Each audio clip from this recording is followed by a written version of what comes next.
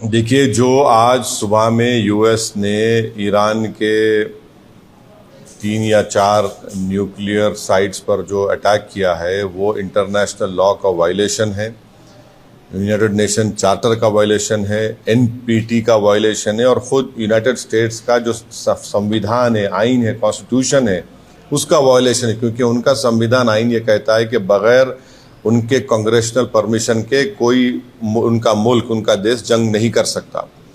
पांचवी बात यह है कि ये हमला करके यूनाइटेड स्टेट्स ने गज़ा में जो फ़लस्तीनियों का एथनिक क्लेंसिंग हो रहा है, जेनोसाइड हो रहा है, उसको कवर अप कर रहे हैं।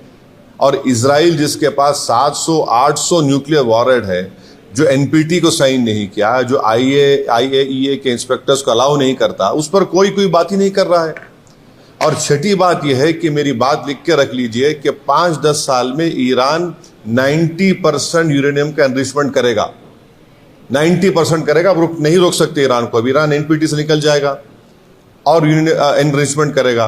और साथ ही साथ उसका ये असर होगा आज की बॉम्बिंग के बाद कि जितने उस देश में, जितने अरब ममालिक बोलिए, मुस्लिम कंट्रीज बोलिए, जो उस खित्ते में है, वो सब लोग अब फैसला करेंगे कि हमको इजराइल के ब्लैकमेलिंग से, इजराइल की हेजेमनी से बचने के लिए हमको अब न्यूक्लियर वेपन्स बनाना पड़ेगा। वो भी आप नहीं रोक पाएंगे।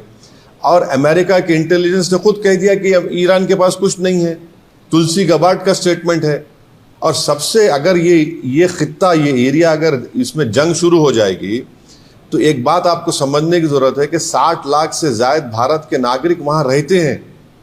हमारे इंडियन कंपनीज का इन्वेस्टमेंट है वहां पर। वहां से हमारे नागरिक भारत को बहुत बड़ा फॉरेन एक्सचेंज भी जाते हैं।